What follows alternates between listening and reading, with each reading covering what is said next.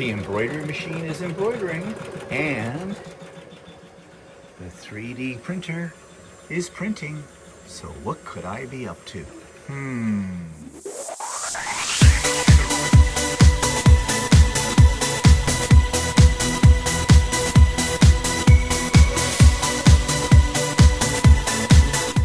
Good morning, everybody. It's Stephen here for the Idiot Quilter, and welcome to my weekly vlog. This is vlog number 419 for August the 25th, 2025.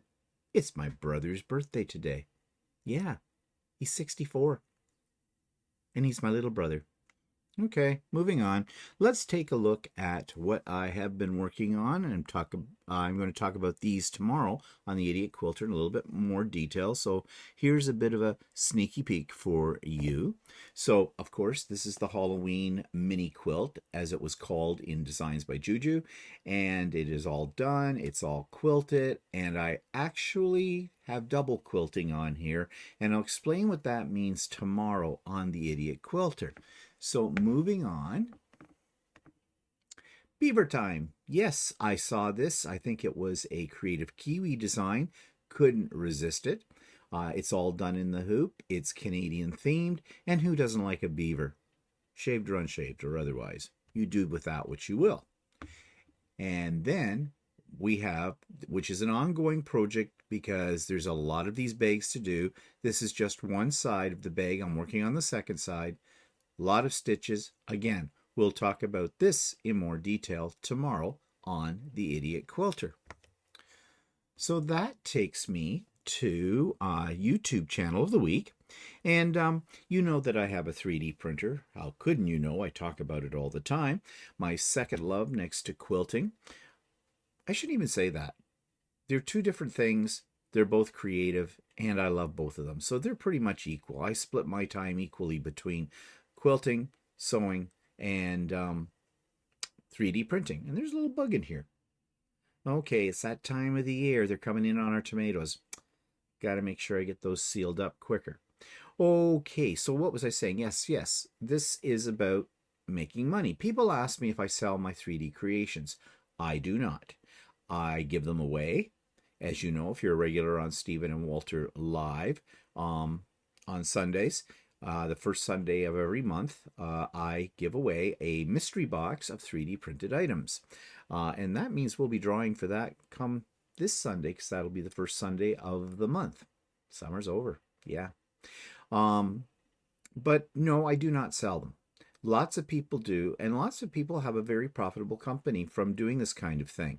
I am not a business. I'm not set up as a business, and I'm not getting into that, because once you become a business doing something you enjoy, it's no longer a joy, I have found. Excuse me. So no, I do not sell them. But this particular YouTube video clip that I'm going to review here in a second does talk about turning 3D printer purge piles into profit. If you have a bamboo printer or any printer that has an automatic color changer, you're going to find that it produces a lot of printer poop. What's printer poop? Well, printer poop is basically the extruded filament that when the printer changes colors, it has to get rid of it. And it forces it out of the nozzle and dumps it down the poop chute. That's what they call it. Sorry, that's not me making it up. And it drops down into a little bucket you will have behind. And you produce a lot of printer poop depending on how many color changes are going to be on any single object. And the question comes down to, is this recyclable? Well, at this point in time, it is not. This is a lot of waste, a lot of plastic waste that could go into landfill. So many people are trying to come up with creative ideas on how to reuse your printer poop. And this particular video shows one person's idea of how to do it. And essentially it comes down to melting down the printer poop and putting it into molds and making it into something new. Problem with that is, and this video explains it, is the temperatures needed to melt it down, the equipment needed to melt it down, and the possibility of toxic fumes as well. So if you have a 3D printer and you're accumulating a lot of printer poop, then I suggest you watch this particular video and others like this about creative ways to use your printer poop. So you'll find the link for that video clip in the show notes below. You're also going to find 2 Zoom clips. Yes, 2 Zoom clips. The first one is for the pop-up sew day, which is happening this Saturday, August the 30th, 2025. Yes, I know it is a long weekend for most of us in North America anyways, because it's the Labor Day weekend.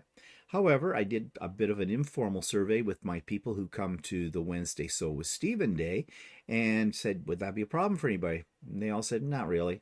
And for me, it's not a problem. We don't do anything on Labor Day in particular. So I'm having it then. All are welcome.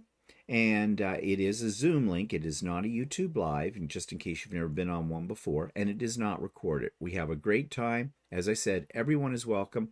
Come and go as you please. This bug is really bugging me. Yeah, didn't get it.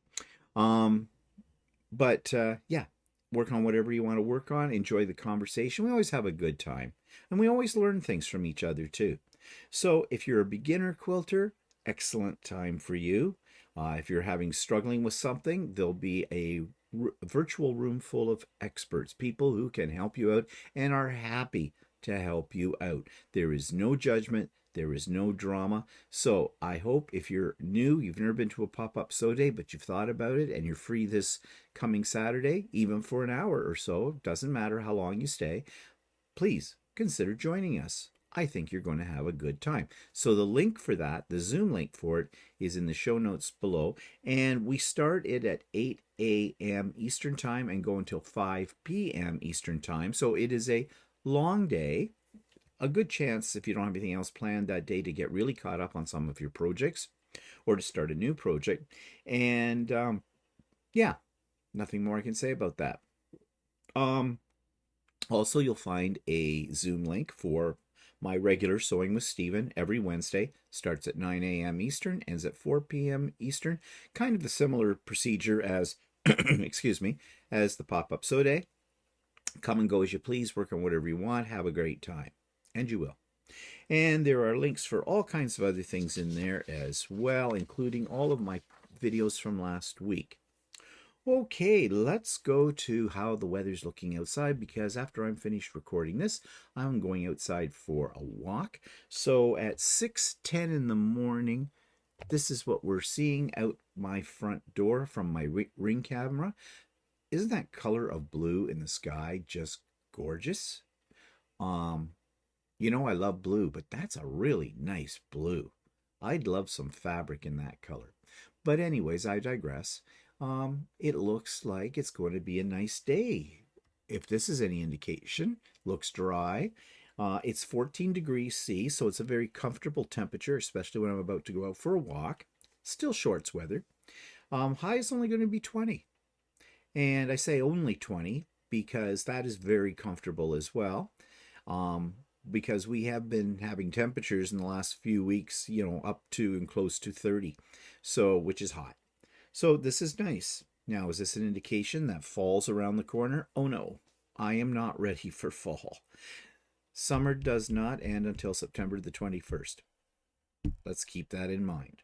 The kids may be going back to school, suckers, but for the rest of us people, especially us retired people, we've still got weeks of summer left, and let's hope the weather is nice, although we do need the rain as well. Everybody needs the rain, except I think some down in Missouri. I don't think they need the rain. Anyways, no rain in the forecast for today. Well, not until 2. Oh, wait. Yeah, it's this afternoon. There's a 15% chance of rain. Well, 15%, really. Those odds are pretty good. Tomorrow, we're supposed to have a 30% chance of rain. Tuesday, partially sunny. Doesn't look like there's any rain. Same with Wednesday. Thursday, 60% chance of rain. Okay, wet day. And Friday, 55%. Now, how's the weekend looking? Well, right now, sunny, 21 and 22. So and even on the Monday of Labor Day. So nice weekend. It might be better if it was raining on the weekend when I have the pop-up sew day, because, when the weather's really nice, and as I said, we're getting closer to the end of the summer, people like to be out and about. So if it was pouring rain, thunder, lightning, hurricanes, everybody'd be in sewing. Yeah. But either way, it's weather and it's Mother Nature, and we can do nothing about it except talk about it. And we do. We talk about it a lot, don't we? Okay. So that takes me to what's pissing me off besides the weather. Excuse me. Clear the throat, have a little coffee, because I want to talk to you about dogs. Yes, dogs. I do not have a dog, but I don't dislike dogs. I'm more of a cat person, as you know. I think my shirt says it all, doesn't it? Yeah. But you know, I think dogs are cute too. And I like any kind of dog, except the kind that want to eat me or tear me apart or chase me down the street as I go screaming through the between the houses. Okay, maybe I'm exaggerating, maybe I'm not, and here's why. So, as I mentioned earlier, every morning I go out for a walk. Walter got me onto this. It's for health reasons. You know, you lose a little weight too, but not a hell of a lot, I find. But it's kind of nice. It clears my head. I start to think about what I need to do that day, and I even make notes to myself on my phone, thanks to, you know, modern technology and its ability to record. Does look kind of stupid, like I'm talking to myself, because I am. But, you know, if I don't get things down, make a list, I will forget them immediately. Just the nature of my age, I guess. I don't know. But anyways, back to dogs. So on my walks, even though it's relatively early in the morning, usually around 7 o'clock, quarter to 7, I come upon people who are walking their dogs. Yes, doggies need to be walked. That's why I'm a little bit more favorable to cats, because cats, cat, box, do it, scoop, in bag, bye-bye. Yeah, but doggies need to be walked. And when I see them coming up the street, I just want to run up to one of those little doggies and I want to pet it. I do, because they're so cute and fluffy. See, I don't hate dogs. However, I do not do that for several reasons. First of all, they're on a leash, and dogs can get excited when there's a stranger. Now, sometimes that's a happy excitement, you know, wagging the tail kind of thing, pet me, pet me, pet me. And then there's the kind where the tail is down, the ears are up, and they're looking at you and going, you'd make a lovely little morning snack. Now, a lot of this depends on their owners and how they keep their dogs under control. And I have to say, during my walks here in my subdivision, the people who have dogs and they're walking them are very conscientious about keeping their pooch, no matter if it's a little teeny one or a great big bear of a dog, you know, in line. And that's great. But here's what really pisses me off. I can see them coming a ways away. They can see me coming from a ways away. We're approaching each other. They have doggies here on leash, you know, pulling, bush, sniffing, peeing, whatever, dropping little goodies along the way. And I'm just walking along. Now, here comes the decision. I'm within about 20 feet of them. Are they going to, that is, veer off onto the street so I can get by and then bring the doggy back on? Some do. But then I have to make a decision about, are they going to do that? How close do I want to get to their dog? Unfortunately, many of them believe that the sidewalk, because they're walking a dog, is their domain. I should go, a man of my age, out onto the street and risk being hit by a car for the sake of keeping the little doggy's paws on the nice paved sidewalk. I find that inconsiderate on so many levels. You know, really, pedestrians who are not walking a dog should have the right of way. What's the big deal? You can take your little doggies onto the road for the 5 seconds it takes for me to get in safe distance from you. I would think that would be a courtesy that's helping them out as well, because the doggies are being kept active. they're not focusing their attention on the passerby so much, and they're easier to control if they're the kind of dogs that like to, are they friendly or the ones that want to eat me kind of dogs? Either way. But they don't. Oops. Well, I didn't really mean for fireworks, but I guess my hands went in a certain way.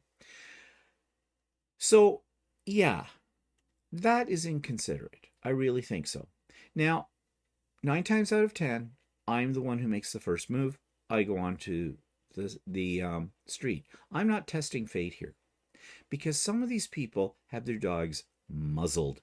That scares me. When they've got a muzzle on the dog, they know there is the chance that that dog is going to eat somebody or another dog coming along. So yeah, right off the bat, that says you have a vicious pooch. Now, speaking of vicious pooches, there is a guy that lives on our street. He lives in Fort Knox. That's what we call it. He comes from, we don't know this for sure. We're speculating on different factors. We think he probably comes from a country in Africa. Probably not a nice place to live where you've really got to protect yourself. You have to be on the defensive all the time. He has basically walls around his house that he has built. Big high fences, a brick wall, a low one, on either side of his driveway. Yeah, he's got wrought iron around his front door. So, and he has a dog with a sign that goes with the dog says, "Beware of dog." Oh yeah, be very aware. We've seen him walking us. It is a Rottweiler. It is a big, muscular, long teeth, vicious dog. And he has it on a chain. And when he walks that dog, he's aware that his dog could eat anybody. Small child, 2-bite brownie.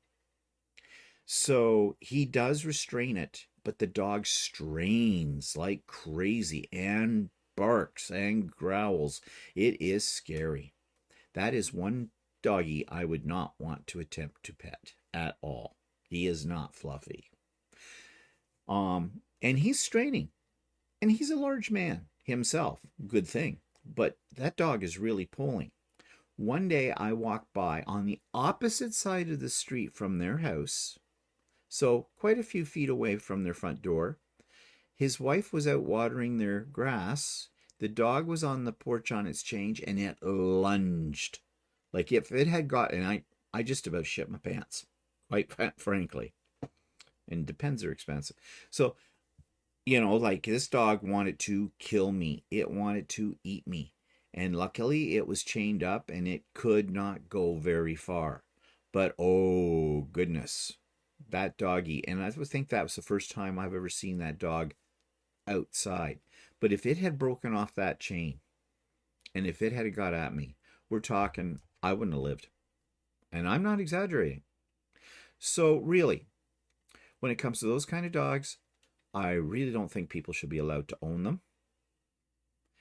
They are a breed that are bred, in most cases, from what I've read, to be killers because they were used for that purpose, for whatever other reason. And they are hard to restrain. Now, I know some of you may own these types of dogs, and you're going to say, oh, it's the owner, it's not the dog. Well, yeah, I tend to agree with you. Dogs need to be trained. And if these dogs haven't been trained properly, then yeah, there's a problem. And it may not be the dog's fault. But either way, I really don't think those are the kind of dogs someone should have in a city. Now, maybe if you owned a big piece of property out in the country somewhere, that might be different. Okay? But nevertheless, no. What's it going to take? One day something is going to happen. Even though the owner of this particular vicious beast is, very conscientious of the damage that dog can do and keeps it restrained. What happens if it gets out of that restraint one day and there are children or older people, anybody really, and the dog just goes and attacks them? What do you think's going to happen? Well, here in Ontario, First of all, the dog will be put down, and there will be fines and even possibly uh, jail sentence for the owner of the dog, because the law says you must have your animal under control at all times. So the responsibility falls on the owner. But in reality, we know what really happens. These things get pushed aside in the court system as minor little incidents. And so somebody may have life altering damage done by something like that.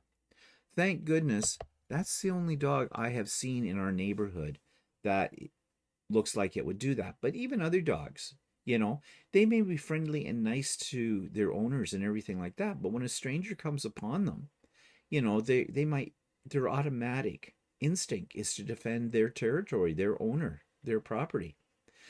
So, really, if you're going to own a dog, and everybody's got a dog, I swear, every household except ours in this neighborhood has a dog. Train it, restrain it, make it play nice, and for God's sakes, move to the side of the road when someone who doesn't have a pet with them is on a walk. That's just good common courtesy. I'm not going to complain that you own a pet, that you have a dog. Great for you. They're lovely in most cases. But I think being on the side of caution is maybe a good thing. You don't see people walking cats. Well, that's not true. I did see one guy walk a cat. Well, it was more like taking it out for a drag, cats. No, that's effort. Put me back on the couch and feed me bonbons. Okay, enough about what I'm pissed off at this week. I'm about to go outside and see how many of them are out there this morning. Okay, moving right on. Let's talk about our plants on our deck. We're coming closer to the end of the growing season. However, things are growing. Now, this is kind of a weird picture. Guess what that is? Those are tiny itty bitty little cucumbers. We already got about half a dozen, 8 cucumbers off of this plant this year. And I thought it was done producing. Well, no, it's starting to produce more cucumbers. Now, I don't know how big these little guys are going to get. We might have enough to have 5 pickles. I don't know, but we'll see. But it's kind of nice to see that we're getting sort of a second growth out of these. What are these fuzzy little balls? It's kind of rude, actually. These are cantaloupes. Yes. We have waited all summer for this plant to do something, and it wasn't. But it suddenly started to flower, and was flowering for quite a while, and we're getting cantaloupes. And there's another picture of the cantaloupes, so we'll see. I don't know if they'll get big enough and mature enough so that we can actually harvest them. It's just an experimental crop for us.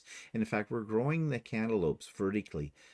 We have them tied up and going up the lattice wall that's on our deck out there. Probably not the best way to grow cantaloupes, but we don't have a garden per se, so we're trying this experiment. And actually, we have one, and I wasn't able to get a picture of it. One of the little sneaky buggers, the vine went through the holes in the lattice, and we have a hanging melon that's hanging 1 story up, because our deck is 1 story up on our house. So Walter's going to devise a mesh sling. I suggested a bra to suspend that melon in, so because it's eventually going to get heavy enough, it's going to drop off the vine and it's going to just shatter. So we want to save it, and we can't get it back in to the deck because it's not going to fit through the holes. So yeah, bit of a dilemma when you do this. We have hanging, so we've got hanging melons. Okay, do with that with what you will. Okay, chili peppers, they are coming along. We've got some red ones. The green ones are turning red. I haven't tried one of these yet. They are cayenne peppers, as you can see in the little tag there. So this will be nice. Now, I'm going to, I may harvest some of the red ones maybe later today. I want to do some pickling. I want to make this pepper combination that I pickled with those and the jalapenos. These are not jalapenos. These are green peppers. One looks a little suspicious, like there might be a, oh no, it's not a hole. It's a little black part though, but it's starting to turn red. I'd really like these to go red. It takes a while for them to change to red. Um, but we found out that basically green peppers are unripe. Red peppers are ripe peppers, but we eat green peppers too. So yeah, that's how they, I guess they change, but they take a while to change. Tomatoes still have tons of little tomatoes. This little plant looks a little ratty right now, but 'tis the time of the season, I guess. But it has really produced a lot of tomatoes throughout the summer, and it's a dwarf plant. So Walter is going to try and propagate another plant or two from the seeds of these tomatoes. We'll see if this works or not, to put under the grow lights, because they don't grow any taller than what you're seeing there right now, and they would be perfect under the grow lights if they'll work. Another experiment.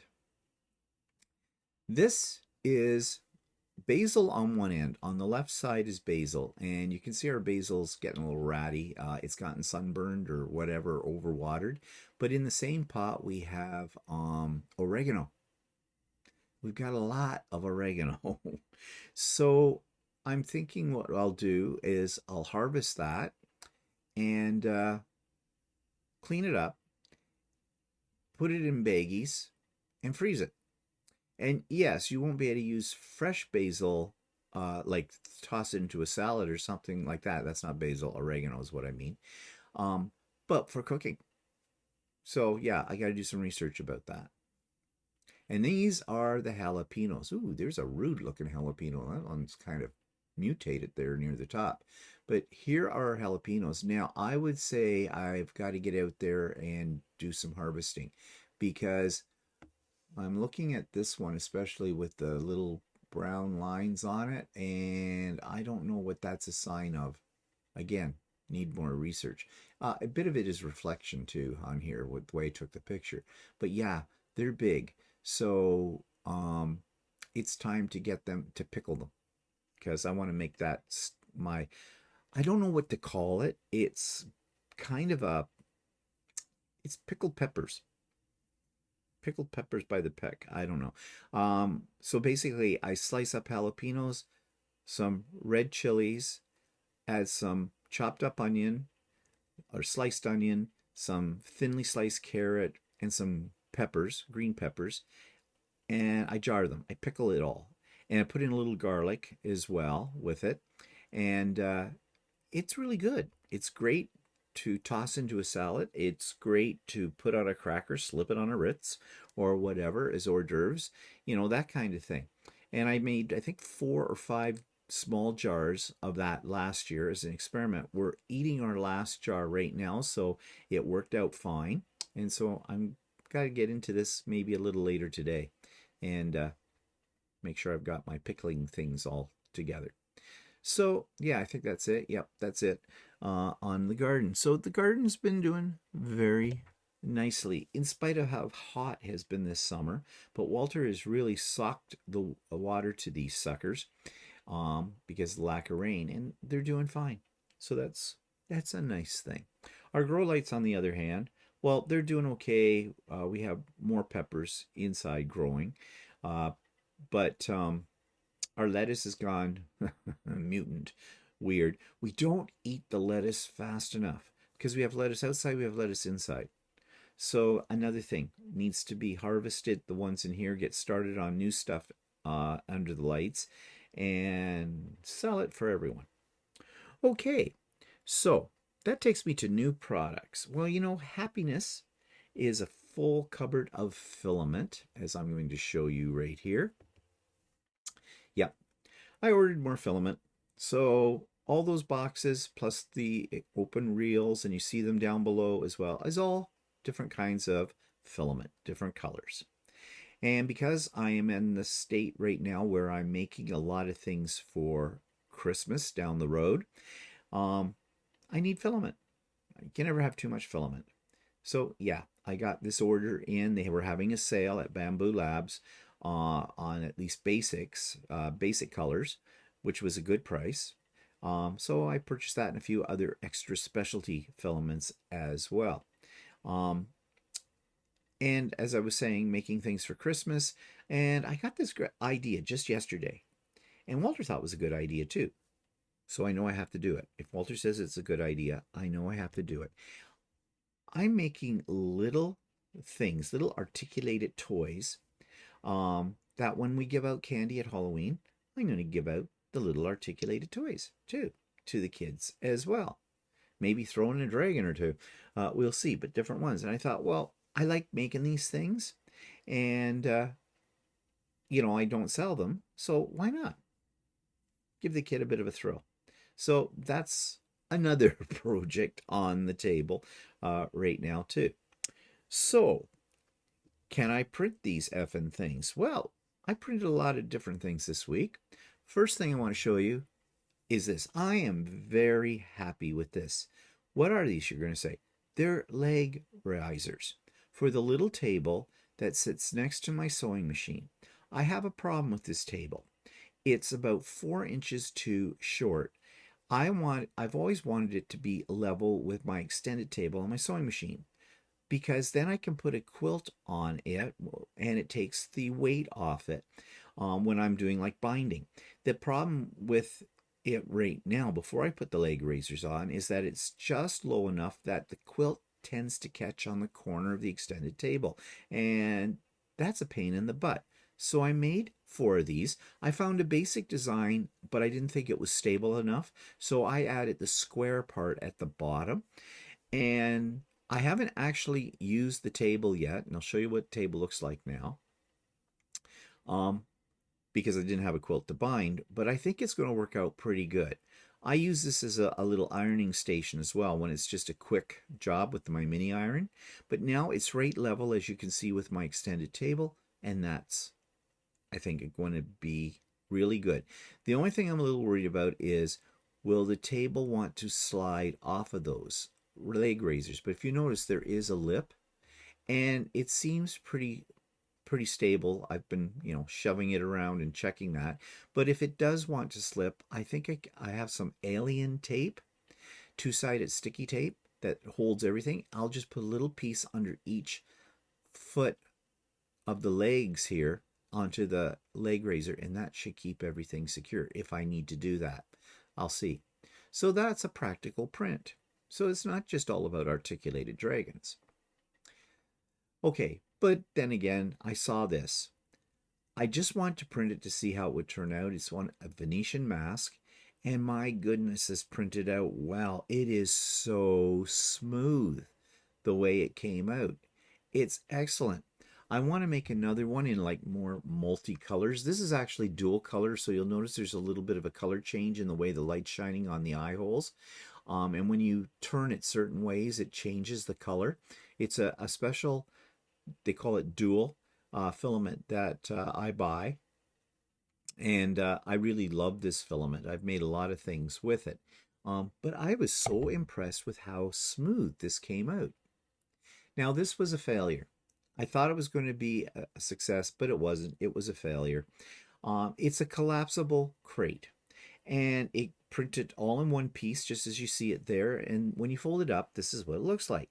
And I thought this would make a great little portable box to take, on a sewing retreat or to a sewing class. You could use it as a thread catcher or put your basic tools close to you, and then it folds up and goes in your bag. Yeah, it only folded about a couple of times, and then the little clips that hold it together broke off, which I suspect it might happen, and it did. So that's a no-go. That's a fail. But then I designed this. And this is meant to be something you could have, well, you'd use it for anything, but my idea was I'm going to give it as Christmas gift for the ladies in the sewing at my quilt store. And, you can keep your scissors, your markers in there. You can keep place for clips, that kind of thing. And I might actually put a few items in it as I give it as a gift. Now, if you look at the surface of this, I'm really loving the surface. It's called Fuzzy Skin. And yes, in the program I use to create my the slicer program, they call it, to make the models so that the printers can read them, there is a feature for doing fuzzy skin. I have never used it before, but I used it with this one, and I really like the texture that it gives it. So yeah, I've made 3 of these so far. They take about 4.5 hours to print, each one on the bamboo, and I've got a few more to print. But yeah, this was definitely a success. And that's all I have to show you right now as far as prints, but I will keep printing and keep showing. Okay, so that takes me to old video clip from Stephen and Walter Live in the beginning. And this one we're talking about looking after our aging parents. I know my sister's being a little bit difficult. Well, she doesn't like the idea that if something happens, she has to make a decision. Yeah, because I usually make all the decisions. Well, that's the same what happened with me with my mom. Yeah. But I had 2 sisters here at the time whenever I went away. And, but I was the one that always made the decisions. So, and they would, because I had one sister that didn't want to make a decision because she didn't want to be blamed for making the wrong decision. So I got to make the decision. Well, what's really difficult is my mother doesn't have any friends that are physically able to come and check up on her. Because her friends are all older than her, and they're well, actually, my mother's in worse shape than most of them, Yeah. but by choice. But, you know, I can't put the burden on them. And as it is, we put his sister as the contact while we're away, because she'll have an itinerary. She'll be able to, you know, call us, at least in Australia. But I've told them, if my mother has fallen and can't get up, you'll have to send the EMS people to get her up, because his sister's not going to be able to get her up, because my mother's like a lead weight. And you have to know, like, she just goes. And her legs have atrophied, so she can't support herself up. And there's a bit of a trick to getting her up. In fact, my sister has more experience with it than I do, because my sister lives closer to my mother, and so she's first contact if any of that kind of happens. But I remember with my dad, Your dad was heavier though. yeah, he was, but Dad was completely, he wouldn't, something happens. I don't understand it, and I don't want to say anything too negative about it, because you never know when we could be in this state too someday. But it's like they fall, and they're like a bug on their back. They're just sitting there, and they do not help you when you try to pick them up. And they're... The problem is that her legs have atrophied. Yeah, I know. That's what I said. Once your legs atrophy or your muscles atrophy, there isn't a whole lot you can do. No, I know. So I don't know. And I sort of know, because I did something to my leg a few years ago and ended up in a cast for a while. And my leg atrophied. And once that happened, it was difficult to learn how to walk again. But basically, once your leg goes out from under you, you can't do anything. There's no muscle control. Well, all I know is that there's not a lot of support out there outside of your own immediate family or whatever for this kind of thing, because nobody wants to help the elderly in our society anymore. And actually, that's going to be part of my pissed off tomorrow on my vlog. So with that one. But anyways, let's talk about cheerier subjects, shall we? So, as I mentioned earlier, a couple of times I go for a walk every morning, and I've got to get on my horse and get out there for my walk here shortly. But I thought I'd take you along with me this time on one of my walks, so you get a sense of my community, where I live, my area, and talk to you. So I'm going to insert that little video in here for you right now. So I'm on my morning walk, and I realized while I'm out here on this really nice day, a little bit chilly, that I've never shown you my little walk. And my little walk takes me around my neighborhood. And right now we're on the outskirts of my subdivision. Busy road here. That building over on the other side is the seniors building, and there's a nursing home attached to it as well. And I'm just coming up to this intersection now. And this total walk that I do is about 2.88 kilometers, according to my watch.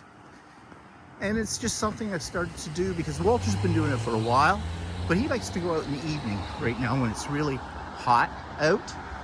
I don't like to do it later in the day. This is the entranceway into my subdivision, but we're going beyond that. We're going into the lower part of the subdivision. We call that the moat over there. It goes over a little creek. Sometimes you wish there was an actual bridge because, yeah, our subdivision is a good subdivision, generally speaking, but there's one part of it where it would be, it's hard to say and be nice about this, but the lower income people, I guess, their townhouses, a lot of them don't really keep up their property that well. Most of the single dwelling houses in my street, you'll see, are very well kept. But sometimes some of this area is a little bit more worn, let's try that. So I'm going to get down here further. I see a jogger coming. I don't want to videotape them. And yeah, I'll show you a little bit more in a moment. Okay, we're coming to the part of my walk where I turn into our subdivision. There's a convenience store across the road. And this is moving into the part I was mentioning earlier. And you can see these are all townhouses, townhomes. Yeah, this is the area that I'm glad I don't live in. Well, first of all, I wouldn't want to live in a townhouse. You know, your neighbors are too much on it. As it is, our houses are pretty close together in the part that I live in, and you'll see. But here, this is just a little too close. For the most part down here, they do keep their properties up. Some better than others, but that's pretty much normal. A lot of changes in this part of the neighborhood because a lot of people buy these homes as starter homes. And then when they can afford to do so, they'll sell them and move into something a little sort of upgrade, I guess you would call it. He's over there. That's a community mailbox. That's how our mail comes. These are throughout the subdivision. And yeah, we have to go to them. We have a key to get our mail. We don't have door-to-door delivery in this area. Some areas do, not this area. It's a bit of a pain, especially in the winter. But, you know, that's what we've been doing ever since we moved into this subdivision 30 years ago. So, yeah, you'll see there are a lot of trees. This is one thing that's nice about this neighborhood. When it was built, they planted a lot of trees, and now the trees are quite big. Every now and then we lose some. Every year in the spring, I think, or possibly the fall, they come around, check out the health of the trees, the ones on the boulevard. The other ones are privately owned trees people have planted on their yards. And if a tree looks sickly or whatever, they will chop it down. But in most cases, they replace it with a new one. Mind you, it's small, the new one. We may come across one like that soon. And they put a bag around them. And I guess in the bag, it is water. And keeps them, you know, nice and hydrated. Okay, so I'll come back when we get to another part. So this is the area that Walter and I refer to as the moat. There's a creek right here that runs in behind the upper part of our development. And it's nice to have because, you know, you can see all the bushes and the trees down here and the grass. And it's kind of a nice entranceway into the area where we live. There's a trail down in there, and to be honest, in the 30 years that I've lived here, I've never walked that trail. But I see people doing it, and mostly people on bicycles. So down in here is the valley. It's not a huge ravine or valley or whatever you want to call it, but you can see it's lots of greenery and lots of bunnies. You'll see the bunnies popping up every now and then. Be nice if a bunny popped up now so I could get it on video, but I only saw one this morning, and that was before I started to record. So yeah, we're entering now into city needs to come and trim these trees. Into our neighborhood, this is like a giant circular racetrack, our street. And we live on the back half, as you'll see in a few minutes. But I'll turn off the video for now when I just get around this little corner so you get a better idea. Up there and up here. And as I said, this isn't my part of the street, but we'll be coming to it shortly. So we're now coming around the bend that takes you on the back half of my street. And you can see there's a lot of cars. Most of these driveways can only handle 2 cars. A lot of people have 3 or 4, and they end up parking on the street, but it's against the bylaws of the city of Oshawa to park on the street at night. So as you see up here coming up, this car is straddling across the lower part of their driveway, and many people do that. Fortunately for us, we only have 2 cars, and Walter keeps his in the garage. Mine's on the driveway, so if someone comes over, they can park in our driveway. But you will get ticketed if you're caught with your car on the street after a certain time in the evening. And it's especially bad in the winter because snowplows come down here. And if you don't want your car to get swept away, you don't park on the street in the wintertime. So we're coming down to close to my house, so I'll show you that when we get there.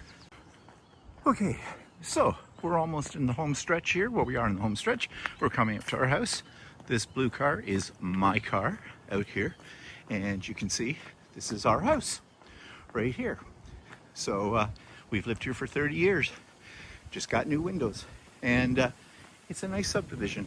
I'm really glad that this is where we live. One other thing. You may have noticed, well, first of all, let me back up. You know that a couple of weeks ago, I changed the name of the channel slightly. I got rid of Bland Designs, and it's just now all Just the Idiot Quilter. Well, I realized the other day that on my vlog, I'm using my old intro screen, which says Bland Designs. And since I changed the name, I thought I should change that. So you've probably noticed on this video, there is a brand new intro screen.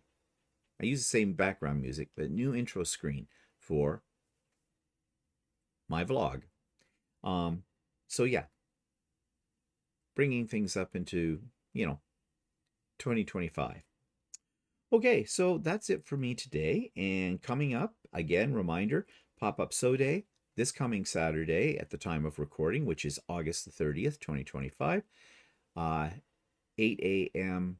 the doors open, the virtual doors open, and we finish at 5 p.m. Eastern Time. All are welcome. Come and go as you please. So the link for that is in the show notes below. And I hope to see you all. And those of you that are on my mailing list, you have already gotten the link in your mailbox. So I hope you have a great week. Tune into the Idiot Quilter episode tomorrow. And yeah, have a good one. Bye for now.